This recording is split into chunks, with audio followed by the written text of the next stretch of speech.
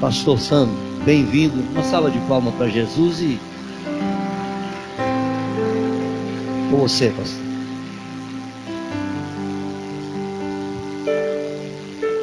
Meus irmãos, em Cristo eu vos cumprimento com a paz do Senhor. Eu gostaria de convidá-los para nós estarmos juntos, fazendo leitura da palavra de Deus. Quem trouxe a sua Bíblia, por gentileza? Primeiro livro de Samuel.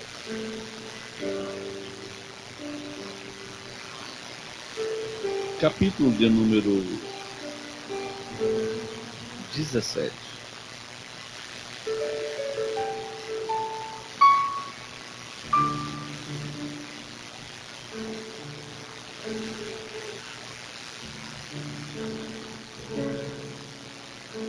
Vamos ler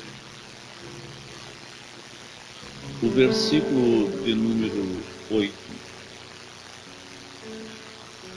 que diz assim, a Bíblia: E parou e clamou às companhias de Israel e disse-lhes: Para que saireis a ordenar a batalha?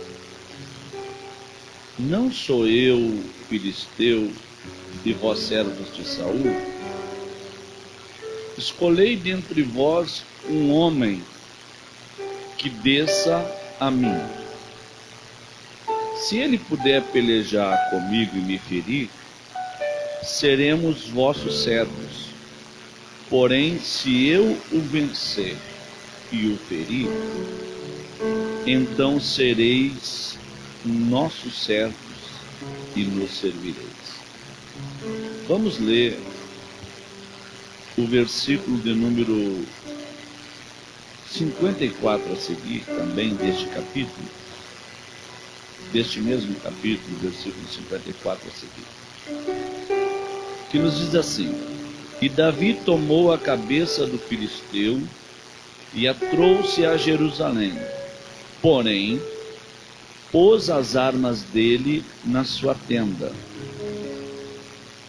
Vendo, porém, Saul sair Davi a encontrar-se com o filisteu, disse a Abner, o chefe do exército: De quem é filho este jovem, Abner?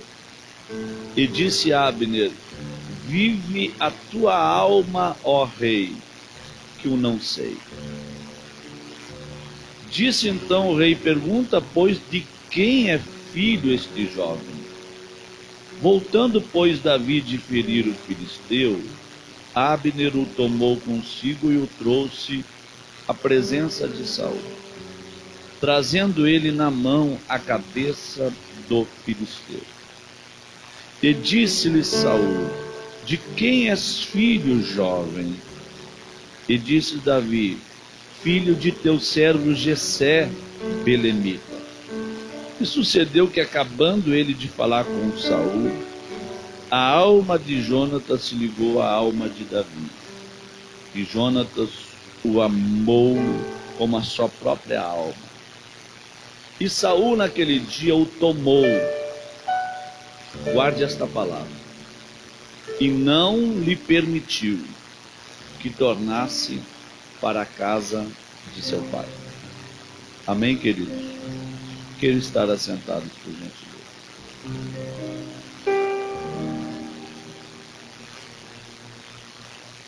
Meus irmãos, o ministro do louvor estava falando sobre a questão do Titanic, e a Chamada da Meia-Noite lançou um livro alguns anos atrás com o tema do livro O Grande Herói do Titanic, contando e mostrando a história de um missionário chamado John Harper, um missionário que na sua juventude já havia passado por um naufrágio e se convertera ao Senhor e se tornara um grande evangelista na Inglaterra. E naquele período em que o maior transatlântico do mundo havia sido construído, o Espírito Santo chamou a John Harper para ir naquela viagem.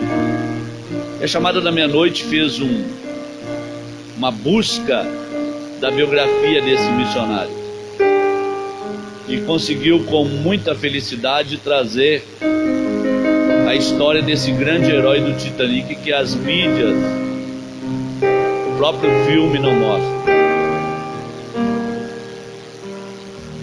A história mostra que ele, em viagem no Titanic, naquela primeira noite, quando a festa começou, com os homens mais poderosos do mundo celebrando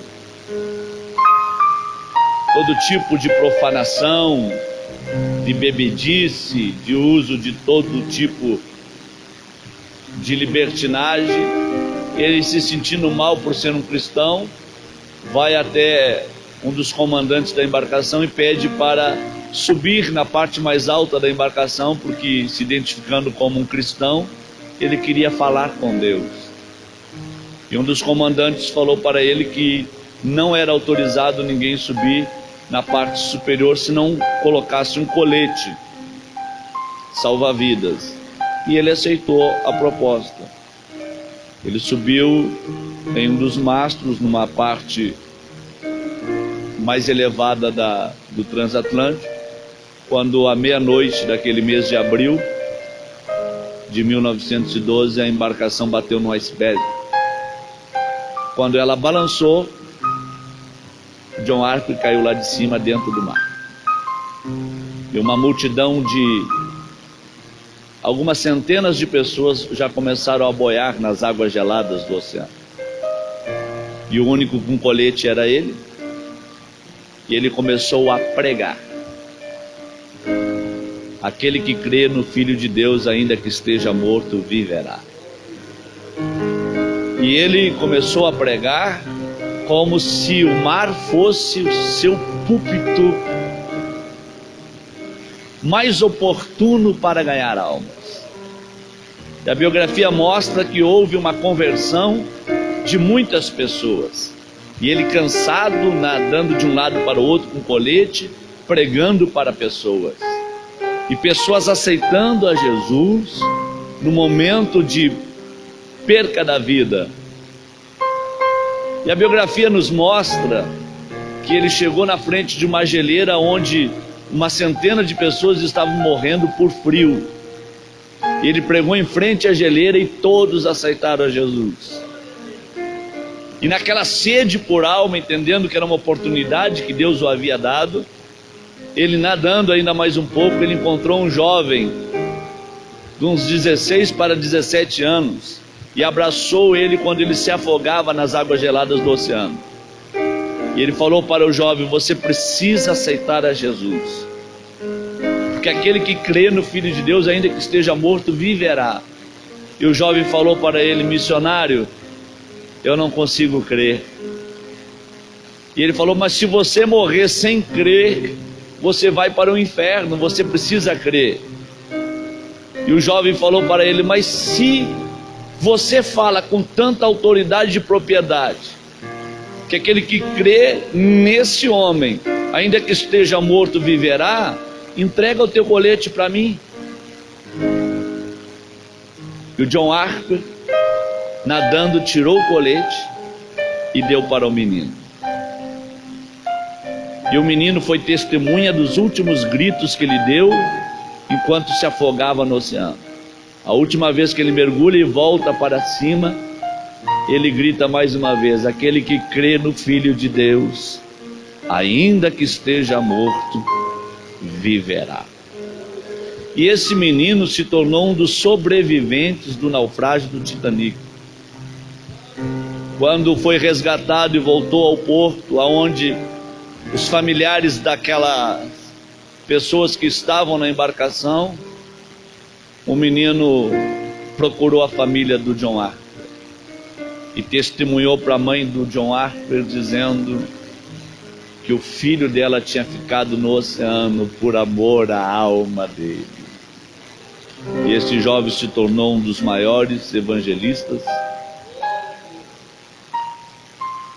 na Europa, na Inglaterra, e quando ele estava no leito do hospital, chegando no momento de partir para a eternidade, os familiares do John Arco foram visitá-lo. E ele falou: eu não vejo a hora de voltar para casa do meu pai e rever o John e falar para ele que foi maravilhoso o que ele fez. A Bíblia nos mostra histórias que estão escondidas, que às vezes nós lendo passamos por cima e não conseguimos absorver.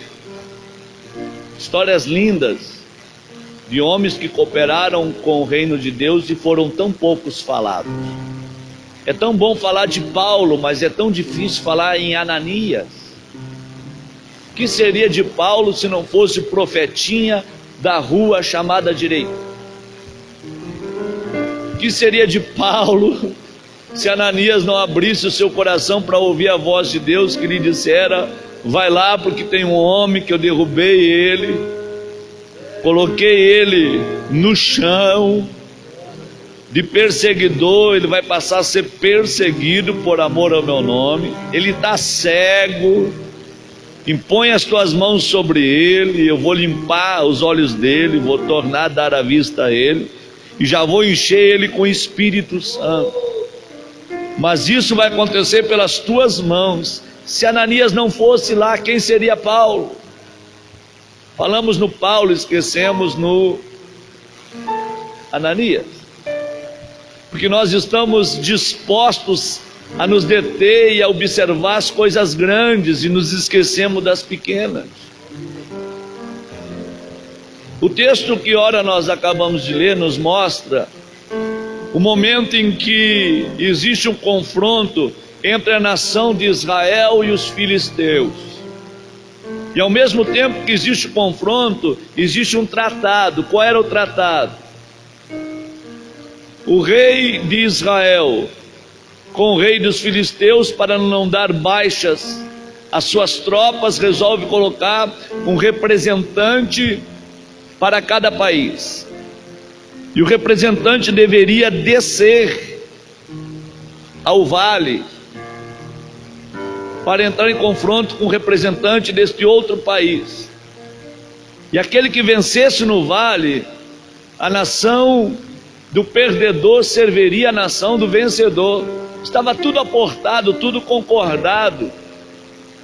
E os filisteus não tiveram dificuldade de ter um representante. Quando eles procuraram alguém para lutar em favor do seu povo, se levantou um homem chamado Golias. Mas a facilidade que os filisteus tiveram, Israel já não teve essa mesma facilidade. Que dentro de todo o território de Israel não aparecera um homem para descer ao vale para enfrentar o gigante Golias. E ele bradou no vale durante 40 dias dizendo: dai-me um homem para que desça no vale. E ninguém aparecera, e diz a Bíblia que ele usava um certo tom na sua voz, e o tom da sua voz promovia um certo conhecimento por parte de Golias, porque ele dizia para a nação de Israel: eu sou um filisteu incircunciso. Ele sabia o que era circuncisão, sabia o que era incircuncisão, e ele falava também: e vocês são servos de Saul, porque ele sabia que a nação tinha trocado Deus por um rei. Ele falava com conhecimento. Diz a Bíblia que ninguém apareceu durante esses 40 dias, até que no 40º dia aparece um menino que vai ao campo não com a proposta de guerrear, vai ao campo para levar pão aos seus irmãos. Um menino que não vai preparado para a guerra, mas vai na proposta de levar um suprimento que seu pai enviara para os seus demais filhos que estavam na frente do campo de batalha. Quando Davi chega lá, ele ouve o gigante bradar no vale. E o que é interessante é que o gigante pedia um homem, não pedia um menino. Ele queria um homem. Tanto é que no momento em que Davi desce ao vale para enfrentar o gigante, ele olha para Davi e o despreza. Diz a Bíblia que ele despreza o menino. Davi despreparado para a guerra. Davi olha para o gigante e fala para ele: ainda hoje eu vou arrancar a tua cabeça, darei o teu corpo às aves do céu, para que dele se alimente, e toda essa nação saberá que é um Deus em Israel. Davi estava tão despreparado que ele fala que vai arrancar a cabeça do gigante e não tem uma espada na mão. Ele tem um cajado de pastor na mão e tem uma funda na mão. Como é que vai cortar a cabeça do gigante se ele não tem a espada para cortar a cabeça do gigante? Aí o gigante olha para ele e fala: tu está pensando que tu está lutando contra um cão? Que tu vens contra mim com paus e pedras? Diz que vai arrancar minha cabeça com o quê? Vai cortar o meu pescoço com um cajado de pastor? Tem que estar preparado. Davi estava despreparado. Eu aprendo uma coisa com Deus, irmãos. Deus, ele é criador de problemas. Deus cria problemas para solucionar problemas. É uma coisa muito doida, mas é verdade. Deus, ele cria problemas para solucionar problemas. Qual era o problema da nação de Israel naquele momento? Golias. O que Golias tinha na sua mão? Uma espada. Davi, quando olhou para o gigante, viu na mão do gigante a solução do problema para o gigante. Ele viu no problema a solução do problema. Eu não tenho espada, a espada está nas tuas mãos, mas toda essa nação saberá hoje que existe um Deus em Israel.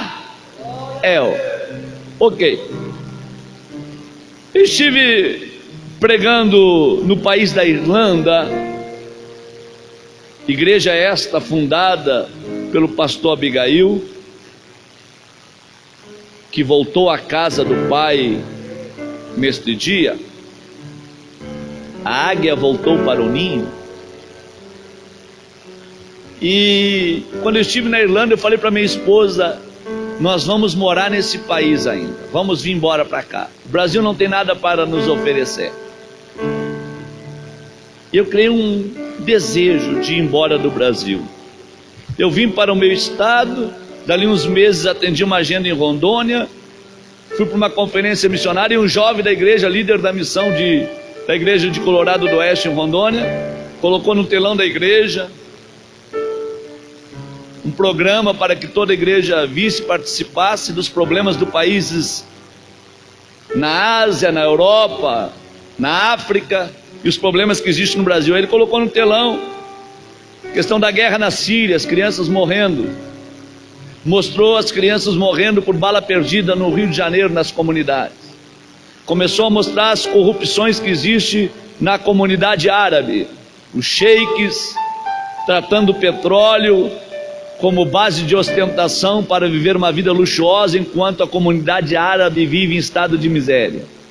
Aí mostrou a corrupção no Brasil, começou a mostrar os problemas lá fora e os problemas aqui dentro. E aquele jovem chamado Gessé falou para a igreja: irmãos, eu sou professor de matemática na faculdade em Porto Velho, recebi uma proposta para ir para os Estados Unidos o ano passado, e eu fui orar a Deus, e Deus falou para mim que quem tem que sair do nosso país não são as pessoas de bem. Quem tem que sair do nosso país são os corruptos, são os ladrões, são aqueles que saqueiam a nossa nação. Deus falou ao meu coração que eu devo amar a minha pátria, defender a minha pátria, lutar pela minha pátria, porque o pior do Brasil são os brasileiros que deixaram de acreditar na sua própria pátria e no seu próprio povo. Quando ele estava falando, o Espírito Santo foi lá no banco e falou para mim: aprende com ele, amar a tua pátria.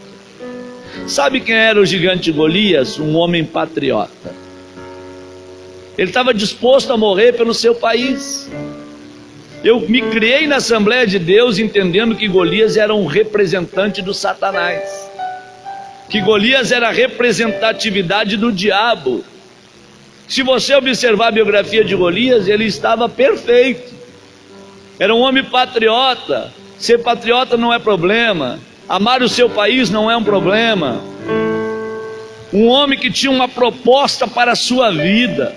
Quando Davi se apresentou para Saul, Saul falou para Davi: esse homem é guerreiro desde a meninice. Ele não apareceu na guerra aproveitando uma oportunidade, não. Ele criou uma proposta para a vida dele. Ele se preparou desde a meninice para ser um grande guerreiro, morrer pelo seu país e lutar pela sua pátria. Ter uma proposta de vida é problema, é defeito? Não é problema, não é defeito. Sabe quem era Golias? Um homem disciplinado. Disciplinado. Se você olhar a aparelhagem que ele tinha de guerra para descer no vale, ele tinha cobertura até para a planta do seu pé de bronze. Ele tinha proteção para o seu joelho de bronze. Tinha proteção para os seus ombros de bronze. Ele tinha couraça, ele tinha capacete, ele tinha espada, ele tinha escudo. Era um homem preparado e disciplinado. 40 dias a trombeta tocou para alguém descer no vale, e ele estava naquele horário preparado, porque ele tinha disciplina. Eu preguei na sede aqui do Ministério de Campinas com o Bispo Oídios o ano passado, e um jovem me abordou na porta da igreja, numa noite que Sara Farias cantou e eu preguei. Na porta da igreja o jovem falou: pastor, eu lhe acompanho há alguns anos e o senhor sempre segue na mesma toada, nunca vi um escândalo envolvendo o seu nome, me dá a receita desse negócio. Eu falei para ele: disciplina. Deus nunca precisou falar comigo duas vezes. Comigo Deus fala uma vez só, e eu estou pronto para obedecer a sua voz. Deus nunca bateu na minha porta sem eu abrir a porta para ele entrar. Sempre tive uma vida regrada, a disciplina, a obediência. Esse homem era Golias, um homem de disciplina, organizado. Quando a trombeta tocava e falava: desça ao vale, ele já estava preparado. Um homem perseverante. Ele foi 40 dias no vale e não aparecia ninguém. Se eu sou ele, eu vou 5 dias, 10 dias, e falo para a nação dos filisteus: não tem um homem preparado para a guerra, não vou mais, já chega. Mas 40 dias, e se tivesse que ir 100 dias, ele iria 100 dias, porque ele queria resolver um problema, estava disposto a resolver um problema que se criou. Era um homem perseverante, era um homem cheio de discernimento, tinha conhecimento e estratégia de guerra, e tinha um serviço de inteligência que lhe informava o que os seus adversários pensavam. Ele falava: vocês são servos de Saul, eu represento a minha nação, sou incircunciso. E esse discurso permaneceu por 40 dias. O problema estava em Golias? Não. Golias estava cumprindo o seu papel, e serve de exemplo para todos nós. Nós deveríamos ter a mesma disciplina, deveríamos ter a mesma proposta de vida, deveríamos ser perseverantes, deveríamos ser mais patriotas, deveríamos amar mais a nossa nação, deveríamos ser cheios de conhecimento, saber lidar com os problemas. Tudo isso tem de bom na vida desse homem chamado Golias. No 40º dia, quando ele grita e tem um menino no meio do povo, O menino, escutando ele gritar, o menino entende, é verdade, ele não está mentindo. Ele é um incircunciso. E todos vocês são servos de Saul. Mas eu estava lá no campo, cuidando das ovelhas do meu pai, quando lá apareceu um mensageiro da casa do meu pai, que fora me buscar, porque na casa do meu pai tinha chegado um profeta. Porque Deus estava procurando no meio da casa do meu pai alguém que ele pudesse usar nas suas mãos. Meus irmãos passaram pelas mãos do profeta e não foram aprovados. Mas estando eu cuidando das ovelhas do meu pai, o mensageiro falou para mim: ninguém vai se assentar à mesa até que tu chegue à casa do teu pai. E eu fui à casa do meu pai, parei na porta e o profeta mandou eu entrar. Quando eu entrei, o profeta olhou para mim e disse: pode dobrar os teus joelhos. Ele pegou um vaso de azeite e, em nome do Deus que fez os céus e a terra, ele fala: tu és escolhido para ser ungido na casa do teu pai e ser o futuro rei da nação de Israel. Ele derramou azeite sobre a minha cabeça. Eu recebi uma unção, não da casa do meu pai, mas uma unção que veio do céu sobre a minha vida. E eu não deixei subir para a minha cabeça aquela promessa. Eu voltei para o campo para cuidar das ovelhas do meu pai e continuei como pastor de ovelhas. E o meu pai mandou me chamar para mim trazer pão aos meus irmãos no campo de batalha. E todos que estão aqui são servos de Saul. Eu não sou servo de Saul. Eu sou servo do Deus que fez os céus e a terra. O maior problema hoje da nossa igreja no Brasil é que nós passamos a ser servos de Saul e deixamos de ser servos de Deus. E eu vou falar uma verdade para vocês aqui nesta manhã de Santa Ceia. É impossível, repito, é impossível você agradar a Deus sem desagradar a homens. É impossível. E é impossível você agradar a homens sem desagradar a Deus. Você tem que escolher o que você quer. Ou você se torna servo de Saul, ou você se torna servo de Deus. Ou você agrada a Saul, ou você agrada a Deus. Ou você vive para Deus, ou você vive para Saul. Você tem que escolher o que você quer. Ou você reverencia homens e se torna um bajulador de homens, ou você se torna um servo de Deus e se submete às ordens daquele que te escolheu e te viu quando ninguém te via.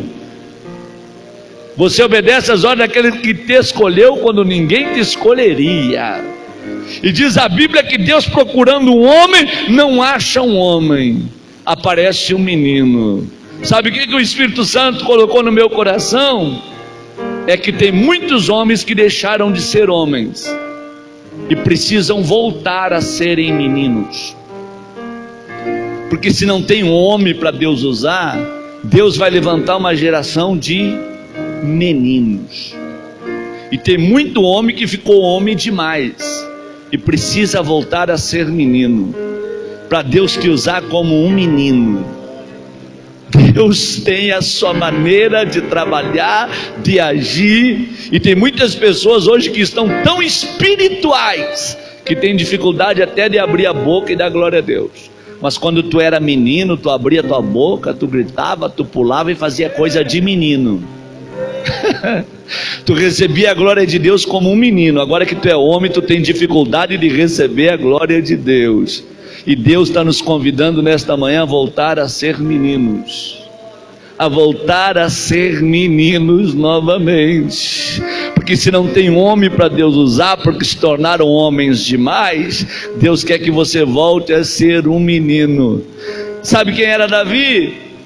Um homem, menino, que não tinha o aplauso e o apoio da nação de Israel. Sabe quem era Golias? Um homem que tinha o apoio da sua nação.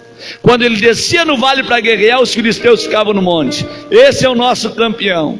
E se você ler na Bíblia, você vai ver que até depois de morto, Golias ainda continuou sendo campeão. Diz a Bíblia que no momento em que Davi cortou a cabeça do Golias, os filisteus saíram correndo e gritando em alta voz, dizendo: o nosso campeão é morto. Agora eu te pergunto, é melhor ser um campeão morto ou um menino vivo? É melhor ser um campeão morto ou um menino vivo? Os filisteus gritavam em alta voz: o nosso campeão é morto. Mas o menino,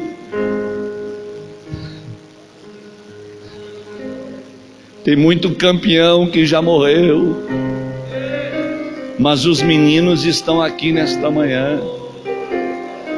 Tem muita gente grande que ficou no meio do caminho, mas os meninos estão preservados, os meninos estão guardados, os meninos estão protegidos. Enquanto a nação dos filisteus vibrava quando Golias descia ao vale, na hora que o menino se apresenta e fala: eu vou descer, ele não recebe aplauso. Diz a Bíblia que os seus irmãos debocham dele. O rei, quando ele se apresenta para o rei, fala: tu não passa de um menino. Ele não tem o apoio da casa do pai, ele não tem o apoio dos seus irmãos, ele não tem apoio de Abner, de Joabe, ele não tem o apoio de ninguém da nação de Israel. Mas enquanto os outros estão lhe criticando, zombando, ele está olhando para cima. Os grandes da nação de Israel, o próprio rei, que sobressaía em estatura aos demais soldados das fileiras de Israel, não descia. Mas o menino tem capacidade para descer. Ele desce no meio dos rebanhos até a casa do seu pai, desce ao campo de batalha, desce à presença do rei, desce ao vale, desce ao ribeiro e desce à presença do gigante. Gente grande não desce, mas quem é menino tem facilidade para descer. E o menino descendo, ele entende que enquanto ele desce, Deus desce do trono. Quanto mais ele desce, mais Deus vai descendo na direção dele. Quanto mais ele vai descendo, mais Deus se apresenta na frente dele. Devido a essa pandemia que está aí, eu abri um canal do meu ministério na internet para poder me comunicar com as pessoas que estão em casa e vivem os problemas pandêmicos. Eu apresentei o hermano. Você entra lá no meu canal e coloca lá testemunho e palavra do hermano. O menino aquele da favela, que alguns de vocês já ouviram falar nele, que eu enfrentei o ministério todo da igreja por conta dele. No momento em que nós assumimos um grande trabalho, e 3 pastores e 2 evangelistas, na igreja, na primeira reunião de obreiro, falaram: tem um bagunceiro, um baderneiro aqui, que vira banco durante os cultos, é um homem descontrolado, e nós queremos que alguém coloque esse menino no lugar dele. E o pastor presidente do campo falou: o Sandro vai dar culto de ensinamento às terça-feiras, esse negócio é com ele. E eu falei para eles: o que vocês querem que a gente faça? Coloque o menino no banco, no lugar dele, porque ele é muito baderneiro nos cultos. Eu falei: isso aí para mim é barbada, fique tranquilo. Quando eu cheguei em casa, eu comuniquei com a minha esposa. Eu falei: tem um homem aí que está atrapalhando os cultos. E a minha esposa falou para mim: mas o que tu vai fazer? Eu falei: vou chamar a atenção dele em público e vou colocar ele no lugar dele, assentadinho na cadeira dele. Ela falou para mim: não faz isso não. Quando vê, esse menino é crente demais e esses obreiros são crentes de menos. O antigo pastor que estava aqui trocava cargo no ministério por presentes. Ele separava obreiros em troca de presentes. E tem obreiros no púlpito da igreja que eu nem sei se são batizados com o Espírito Santo. Eles não abrem a boca para dar um glória a Deus. Enquanto isso, o menino está se alegrando na presença de Deus. Em vez de você matar o menino, quem sabe o senhor não vai fazer, tu não vai fazer uma visita na casa do menino. Eu falei, é verdade. Saí numa viagem, quando voltei na viagem, procurei um empresário e falei, onde é que mora esse louco aí do irmão? O empresário falou, mora numa comunidade violenta, e se eu fosse o senhor não iria lá. Falei, rapaz, eu sou ex-dependente de drogas, sou ex-traficante, eu vou lá visitar ele sim. Peguei meu carro, fui até a comunidade, até onde o carro foi, eu fui, aonde não deu conta de ir, eu desci do carro, fui para a viela, perguntei onde é que mora o tal do irmão. Aí um dos olheiros da Boca de Fumo falaram, o antigo Repolho. Falei, que sei eu, rapaz, de Repolho? Falei assim, ele era conhecido aqui como o antigo Repolho, o traficante aqui do bairro aqui.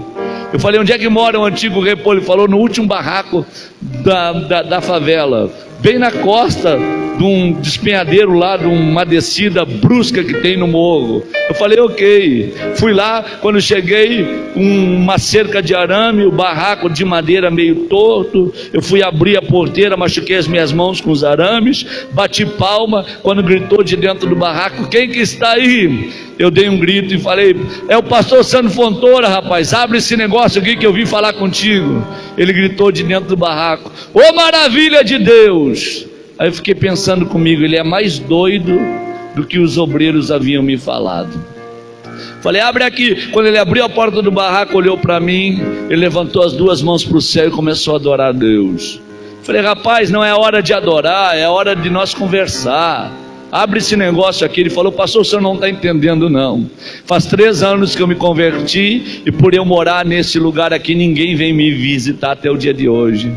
Mas eu quero lhe dizer que desde que o senhor chegou na cidade, eu estou orando no meu barraquinho, estou falando para Deus, se ele tem o mesmo espírito que eu tenho, tu vai dar um jeito de trazer ele aqui, para ele orar junto comigo no meu barraquinho, para nós juntos sentir a presença de Deus. E Deus ouviu a minha voz, pastor, por isso que eu estou alegre. Eu falei, ok, abre aqui, eu quero conversar contigo. Quando ele abriu, eu entrei no barraquinho, quando eu me abaixei e entrei, ele olhou para mim e falou assim, pastor, antes do senhor falar o que o senhor tem por falar, no meu barraco tem doutrina. Quando nenhum dos membros da igreja e crentes veio me visitar, os meus parentes que não são crentes vêm me visitar, mas dentro do meu barraco ninguém fala nada sem antes orar a Deus, tá bom? O senhor quer falar comigo? Antes disso nós vamos orar, pode ser? Eu falei, sem problema. Ele falou, quem que ora? Eu falei, pode ser tu. Ele levantou as 2 mãos para o céu e ele falou, papai, muito obrigado por esse momento. Quando ele começou a orar, subiu um arrepio do pé até o caco da minha cabeça. E Deus falou no meu ouvido, em 3 anos ninguém visitou ele, mas faz 3 anos que eu moro junto com ele. Eu amo ele e ele me ama. Veja bem o que você vai falar com ele. Quando Deus falou comigo, ele deu amém e falou, pastor, posso mostrar o meu barraquinho? Eu falei, rapidamente. Me mostrou um quarto, a cozinha com fogão a lenha, a chapa brilhando, me levou no banheiro, puxou a janelinha de madeira, eu olhei, um buraco, um precipício, as tábuas meia podre, eu vi as frestas nas tábuas, eu falei, se essa tábua quebrar eu desço? Ele falou, desce.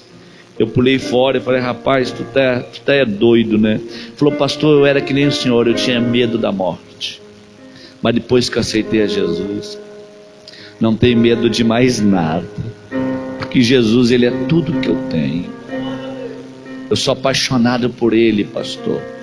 Pastor, deixa eu lhe mostrar um negócio. Abriu a camisa, me mostrou uns ferimentos, a bala, falou, pastor, eu sou um ex-traficante, eu coordenava assaltos a banco de dentro do presídio, eu estava sentenciado a ficar por longos anos na casa de detenção, e Deus deu um sonho para um servente de pedreiro, mostrando eu no sonho para ele. Esse servente de pedreiro foi para a porta da casa de detenção, pediu para entrar com os pastores da Assembleia de Deus. Ele foi na direção da minha cela e me chamou pelo meu nome, irmão, eu venho aqui amando de Deus. Eu parei na frente da cela e ele falou para mim: o Deus que fez os céus e a terra, até o final deste ano vai te tirar deste lugar, só para te levar para o meio dos crentes, porque lá tem uma geração de ingratos que não abre mais a boca para dar glória a Deus, e Deus vai te tirar daqui de dentro só para perturbar eles dentro da casa de Deus. Eu levantei a minha mão e falei: se Deus fizer isso, eu prometo que eu nunca mais volto para este lugar. No final do ano, Deus trocou o juiz da cidade, que me colocou momentaneamente em liberdade. O juiz falou para mim: enquanto tu permanecer na igreja servindo a Deus, tu vai gozar de liberdade. O dia que tu sair da igreja, eu mando te prender. No outro dia, eu sou o primeiro que chego, sou o último que saio, porque Deus é poderoso. E quando o Senhor fala, vai ter poder na congregação hoje. Eu sei que Deus é poderoso. Eu levanto as minhas mãos, eu saio correndo, eu pulo, porque eu não tenho outra coisa nesta vida a não ser Deus como meu Senhor e meu Pai. E ele começou a chorar. Eu falei: tá bom, acalma-te. E ele, limpando as lágrimas, falou: pastor, pode falar o que o senhor iria falar. Eu falei: não vou falar mais nada não, eu quero ir embora. A hora que eu fui sair, ele me pegou pela mão e fala: pastor, antes do senhor sair, aqui na minha casa tem doutrina, ora quando entra, ora também quando vai sair da minha casa. Antes de sair tem que orar. Podemos orar? Eu falei: podemos. Ele falou: posso orar abraçado com o senhor? Eu falei: pode. Ele abraçou comigo. Eu achei que o doido ia orar uns 5 minutos. Ele deu um grito no meu ouvido e falou: Deus, eu não libero ele sem antes tu renovar ele com teu Espírito Santo. Chega de obreiros frios e gelados neste campo de trabalho. Incendeia a alma dele. E ele orou quase 1 hora abraçado comigo. A minha calça colou na perna, a camisa colou no corpo. A hora que eu comecei a cantar hinos espirituais, ele abriu a porta e falou: pode ir embora, porque a missão está cumprida. Entrei no meu carro falando línguas estranhas, fui até a minha casa falando línguas estranhas. Cheguei em casa e falei para minha esposa: aperta minha mão e me dá a paz do Senhor. Ela falou: o que aconteceu? Eu falei: me dá a paz do Senhor. Ela diz: o que aconteceu? Eu falei para ela: eu aceitei a Jesus nesta manhã na casa de um menino. Eu aceitei a Jesus e a minha vida nunca mais será a mesma. Na terça-feira fui pregar, esqueci do irmão. Quando eu estou pregando, o irmão se alegra. Quando eu olho para o púlpito, os obreiros estão me olhando e com os olhos eles estão falando tudo para mim. Aí está o baderneiro pulando, saltando, correndo, como tu nos prometeste, manda ele se assentar. Com os olhos eles me falavam tudo. Eu pedi para todos descer do altar, deixei só o presidente no púlpito comigo e falei: traga o irmão aqui para cima do altar. E falei para a igreja: quem conhece a história deste homem na sua profundidade? Ninguém levantou a mão. E eu falei: este aqui é um pequeno, é um menino, mas Deus tem algo com esse menino, com esse pequeno. Quando contei a história do irmão, a glória de Deus foi tão grande que fazia muito tempo que Jesus não batizava com o Espírito Santo. Jesus desceu na congregação e começou a batizar crentes com o Espírito Santo. Eu falei: a partir de hoje vai ser um doido atrás do púlpito, outro doido na frente do púlpito, mas essa igreja vai ser incendiada pela glória de Deus. Quantos estão entendendo esta linguagem aqui nesta manhã? Se não tem um homem, Deus vai levantar uma geração de menino. Quem recebe esta palavra, levanta as 2 mãos lá em cima, por gentileza. Se você tem alma de menino, abre a tua boca agora e dá um brado de glória ao nome desse Deus. Agora entenda uma coisa: Golias era um homem bom com grandes qualidades, mas estava do lado errado. Davi, um menino cheio de defeitos, com muitos problemas, mas estava do lado certo. Você pode ser cheio de defeitos, estar cheio de problemas e não ter o incentivo de ninguém, mas tu és um menino vivo e você está do lado certo. Davi derrubou Golias em um dia. Ele precisou de 1 hora para resolver o maior problema de uma nação. Ele vai para levar alimento para os seus irmãos e volta como genro do rei.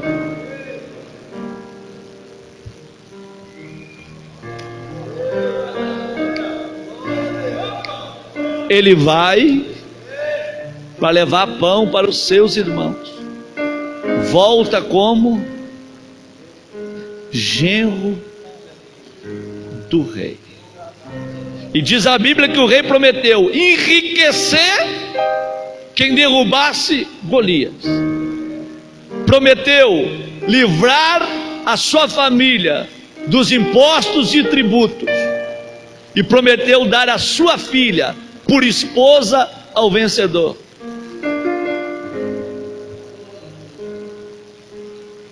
Diz a Bíblia que Davi pega a cabeça do gigante, leva para Jerusalém, o centro da adoração.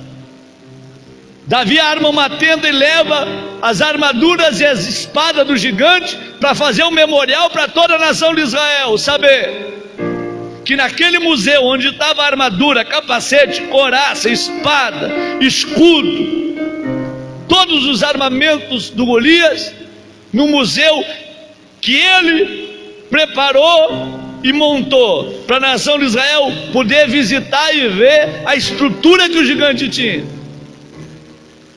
Ele arma o memorial, a tenda, leva a cabeça para Jerusalém. E o que é interessante é que todos começam a perguntar: quem é o menino? Abner não sabe. Quem é o menino? Joabe não sabe. Quem é o menino? Ninguém sabe. Chama o menino. Quem tu és, menino? E o menino fala: eu sou filho do teu servo Jessé, o belemita. Ninguém me conhecia porque eu nunca estava na casa do meu pai, porque eu resolvi ser um simples pastor de ovelhas. Eu estava sempre no campo cuidando das ovelhas do meu pai. E o que é mais incrível em toda essa história é que Davi, cheio de problemas, sem ter o incentivo da nação, sem ter as armas adequadas, mas estando do lado certo, ele derruba o gigante. Mas ele resolve o problema da nação em 1 hora e 1 dia. Mas quando cai um gigante, levanta um gigante maior ainda, Saul. O pior gigante que Davi teve que enfrentar não foi fora de Jerusalém, foi dentro de Jerusalém. Não foi na terra dos filisteus, foi dentro da sua própria terra. Ele derrubou um gigante em 1 dia, em 1 hora ele resolveu o problema. O outro gigante ele teve que conviver anos e anos do lado dele. E diz a Bíblia que a primeira estratégia que Saul fez para desestabilizar Davi foi proibir ele de voltar à casa do pai. Foi na casa do pai que ele foi ungido. Foi na casa do pai que ele recebeu a promessa. Foi na casa do pai que o Espírito Santo desceu. Foi na casa do pai que o profeta abriu a boca e profetizou.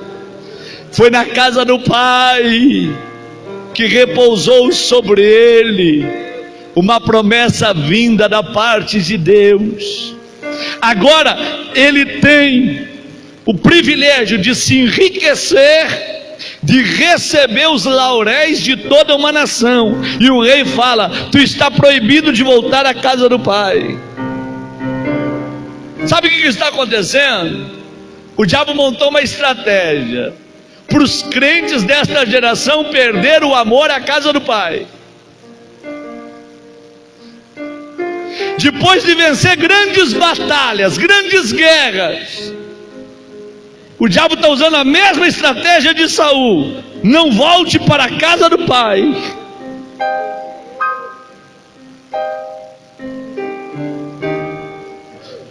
E os pequenos que estão aqui nesta manhã têm uma grande missão, uma missão de resgatar estes que o diabo está proibindo, que o diabo está prendendo, que o diabo está criando obstáculos para não voltarem mais à casa do pai. É na casa do pai que o céu se abre. É na casa do pai que existe restauração. É na casa do pai que o azeite desce. É na casa do pai que o profeta se encontra. É na casa do pai que as promessas estão vivas. É na casa do Pai. E eu quero te dar os parabéns nesta manhã, porque o diabo não conseguiu te prender, e esse gigante não conseguiu te segurar. Você está na presença do Pai, você está na casa do Pai, você está diante de profetas do Pai, você está debaixo da glória do Pai. Se você recebe esta palavra na tua vida nesta manhã, abre a tua boca onde você está agora e dá um brado de glória ao nome desse Deus. Eu estou sentindo uma presença extraordinária da parte do Pai. Quem está feliz de estar dentro da casa do Pai nesta manhã, abre a tua boca e dá um brado de glória.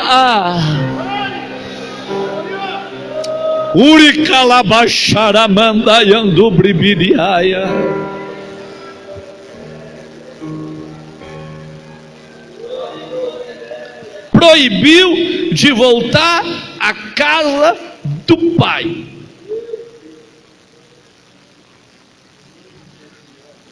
Pastor Valdir, o maior desafio dos líderes desta nação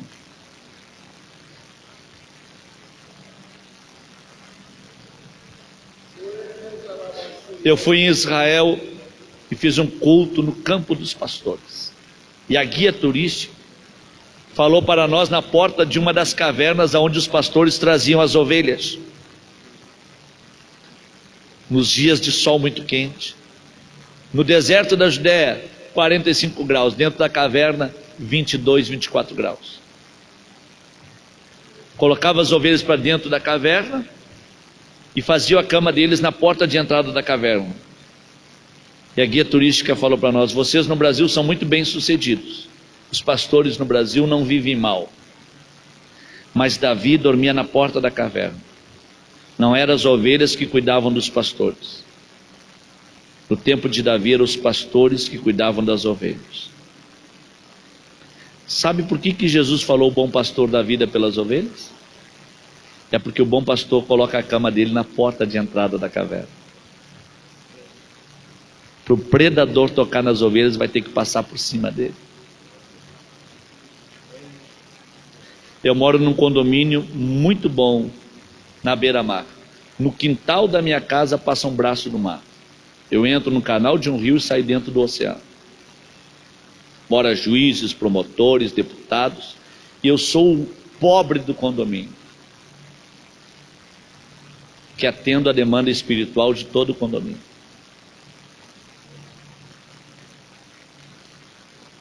Deus ministrou ao meu coração, falando comigo.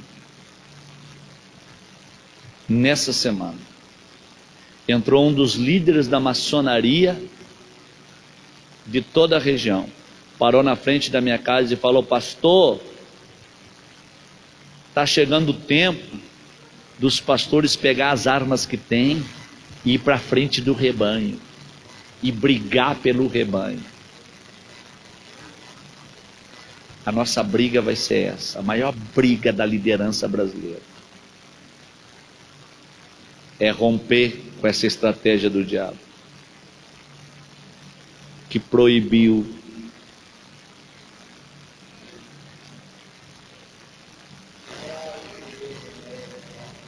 que colocou obstáculos, que criou muralhas. Mas eu estou feliz nesta manhã, porque você passou por cima dessas muralhas. Nesta manhã eu estou alegre,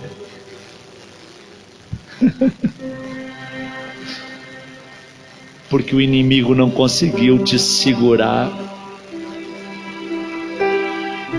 Quase que ele te segurou na cama nesta manhã, mas o Espírito Santo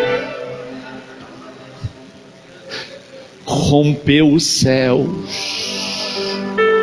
e falou para o inferno: esse não te pertence, esse é meu, e ele vai voltar à casa do Pai.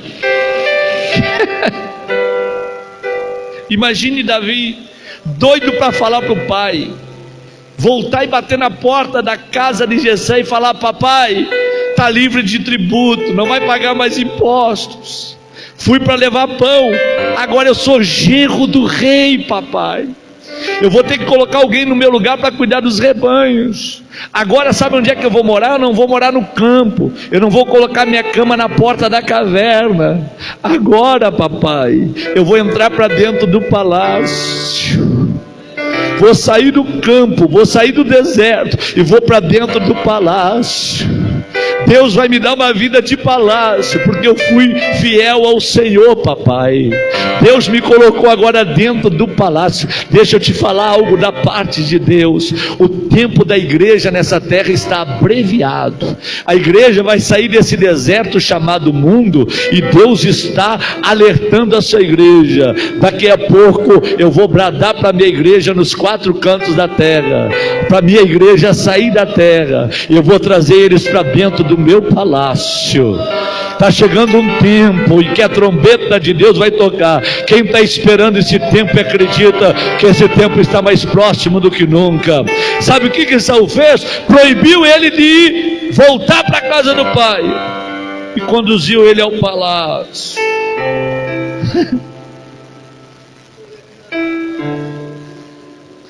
Nós temos que sonhar com esse palácio chamado céu, e temos que rejeitar esse palácio chamado terra. O céu não é um sonho, o céu é uma realidade. Eu não prego para ser salvo, eu prego porque eu sou salvo. Eu sei que a trombeta vai tocar. A minha esposa falou para mim: quando tu fala que tu não prega para ser salvo, mas porque tu és salvo, e tu fala sobre o céu, eu consigo ver o céu em você.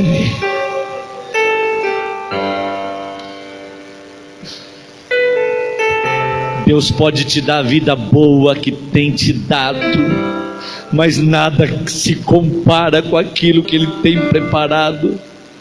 Nada se compara com aquilo que Ele já preparou. Nada, nada, nada, nada. Ei, Saul tentou desvirtuar Davi, proibindo ele de voltar à casa do pai. Mostrou os luxos desse palácio, é como o diabo mostrou para Jesus: aí estão os reinos deste mundo, tudo que está aí é meu. Se tu negociar comigo, eu te dou tudo. O diabo está fazendo essa proposta também, está proibindo nós de ir à casa do pai, montou essa estratégia e está nos mostrando os requintes deste mundo, o que tem nesse palácio chamado mundo. E Deus está no céu olhando para nós e dizendo: eu tenho um palácio melhor para vocês, eu tenho algo melhor para a vida de vocês. E Saul, esse segundo gigante, ele não se cansou não, ele seguiu lutando contra Davi. Ele falou assim: eu tenho a minha filha para te dar por esposa, Merabe é o nome dela, e eu quero que tu vá, lute contra os filisteus e traga para mim 100 prepúcio de filisteu, e eu te entrego a minha filha por esposa. Diz a Bíblia que Saul pensou consigo: que morra ele na mão dos filisteus e não pela minha mão. E diz o texto: e Saul procurava matar a Davi. Davi vai para a guerra contra os filisteus, em vez de matar 100 filisteus, ele mata 200 filisteus. Em vez de trazer 100 prepúcios de filisteu, ele traz 200 prepúcios de filisteu e entrega na mão de Saul. Aí Saul, para entristecer Davi, fala: Merabe, que eu ia te dar por esposa, eu já dei para Adriel o Meolatita. Agora eu tenho Mical, que não gosta da glória de Deus, que não gosta do poder de Deus, que despreza a presença de Deus, por esposa. Ele tenta usar uma mulher para tirar o fervor de Deus da vida de Davi. Davi vai buscar a arca quando ele volta para Jerusalém, pulando, saltando, adorando o nome de Deus. Mical vai para a janela do palácio, despreza Davi, mas Davi, ele olha para o céu, ele começa a bradar e a gritar: abri, ó portas, as vossas cabeças levantai, porque está entrando agora o Rei da Glória. E o povo de dentro da cidade gritava: quem é esse Rei da Glória? Davi gritava fora da cidade: o Rei poderoso na guerra, aquele que tem poder para dar vitória para o seu povo. Esse é o Rei da Glória. Sabe o que Saul tentou fazer com Davi, esse segundo gigante? Tentou mostrar o mundo dos prazeres, o mundo da sexualidade, o mundo da pornografia, o mundo do desejo carnal. Mas nem isso segurou a Davi, nem isso prendeu a Davi. Nesta manhã, em nome de Jesus, volte a ser menino, vá para a palma da mão de Deus, e as obras do diabo estão caindo por terra diante desta igreja nesta manhã. Eu estou tão feliz, pastor Valdir. De cada 10 ligações que eu recebo na minha casa, 6 são do estado do Goiás. E desde março eu cancelei uns 16 eventos no estado do Goiás. A primeira igreja que me liga para mim estar no período de pandemia no estado do Goiás é a sua igreja. Se torna uma igreja que eu não vou esquecer nunca mais. A igreja da pandemia que lembrou de mim, lembrou do menino homem. Nesta manhã, receba esta unção sobre a tua vida. Volte a ser menino cheio da glória de Deus. Se você está perto desta pessoa, é porque ela faz parte da tua família e não tem problema algum com ela. Se você pode, dá um abraço nela que está do teu lado agora, dá um abraço nele que está do teu lado agora. Abre a tua boca e fala para o inferno ouvir. É melhor ser um menino vivo do que um guerreiro morto. É melhor ser um menino vivo do que ser um gigante morto. Abre a tua boca e fala para o teu irmão ouvir: tu está vivo. Morreu 166 mil pessoas, mas você está vivo, porque Deus tem um plano melhor e maior com a tua vida. Quem está sentindo a presença de Deus neste lugar, fique de pé, em nome de Jesus de Nazaré. Quem ficou de pé, levanta as duas mãos lá em cima, abre a tua boca e dá um brado de glória ao nome desse Deus.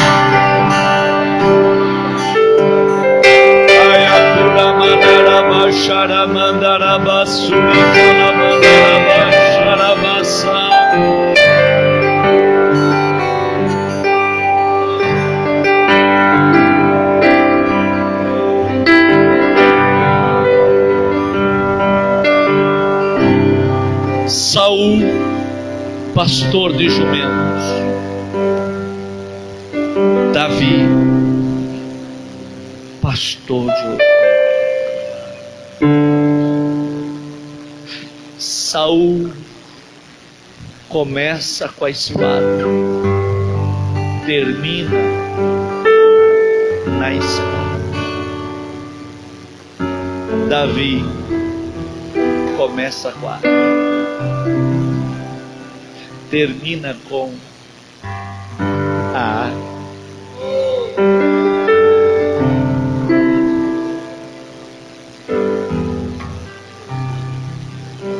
Davi começa no campo, termina no palácio.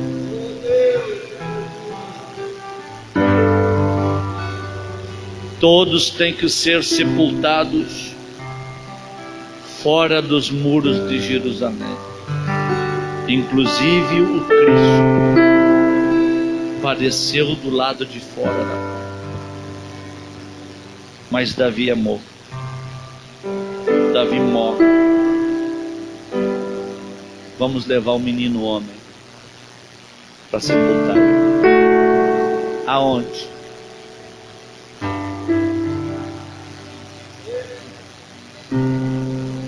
O único que vai ser sepultado dentro dos muros. O menino homem. Eu te convido nesta manhã. Volte a ser menino. Volte a falar línguas estranhas dentro dos ônibus.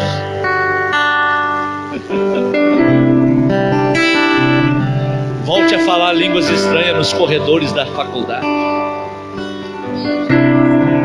Volte a ser profeta dentro da tua casa. Teu filho pode estar desviado, entra no quarto, abre a porta, dá um abraço nele, beija o rosto dele e fala: eu sou profeta da minha casa. Tu não vai morrer nessa situação. Voltamos a ser meninos. Eu oro. Quando eu terminar de orar, eu dou amém. Vocês cantem uma canção e o pastor assume o púlpito da igreja para servir a ceia para todos nós. Pai, eu chego diante da tua presença.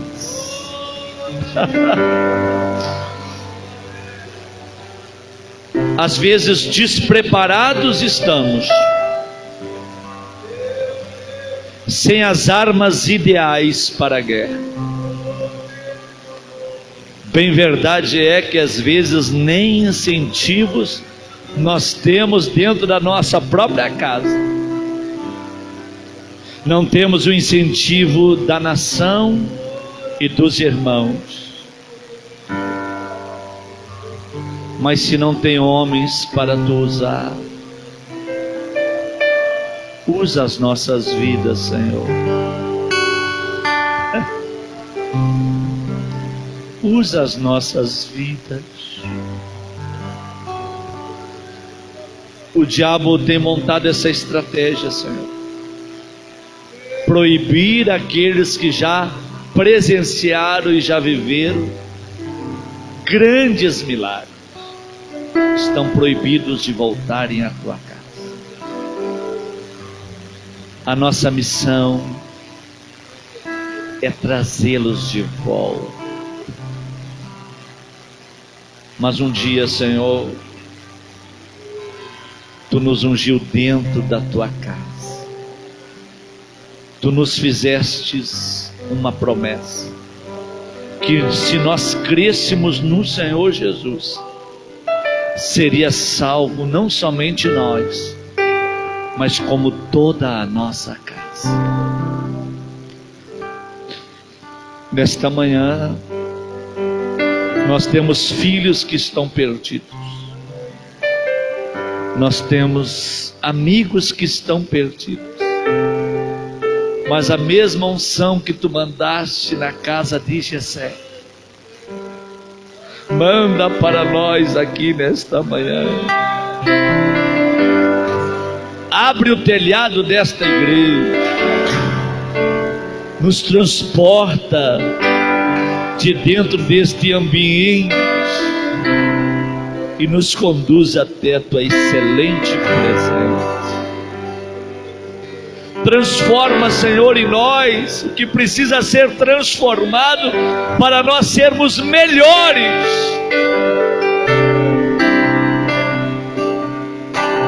Que os nossos conceitos, que as nossas próprias vontades, que os nossos desejos sejam colocados em segundo plano. Que a nossa sede de conquistas, que os nossos desejos terrenos caiam por terra. A festa de Belsazar começou bem e terminou mal. Ele trocou a alegria momentânea pela alegria eterna. Nós não queremos a alegria momentânea. Nós não queremos esses momentos terrenos, que eles venham ser maior do que os desejos e os momentos eternos que o Senhor já preparou para nós. E nesta manhã, não de forma coletiva, mas de forma individual, o Senhor venha tocar em cada um de nós, como aquela brasa viva que saiu do teu altar para purificar o profeta Isaías. Que haja uma unção de purificação. Uricalabachu vinaraçá.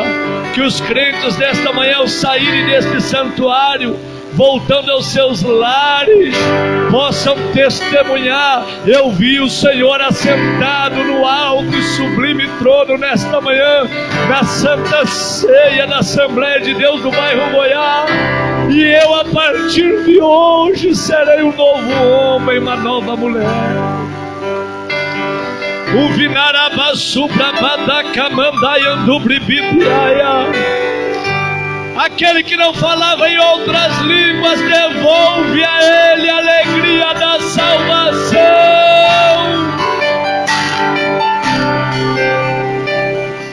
Aquele que não tinha mais prazer na tua glória, devolve a ele a presença do teu Espírito. Oh, Manaracalabachurianda. Dou agora meio minuto da tua adoração para Jesus. Levanta as duas mãos lá em cima e doa, pode cantar enquanto o conjunto canta. Adore com toda a tua alma, adore como menino. Me conhece, sabes tudo que eu preciso, antes mesmo de falar.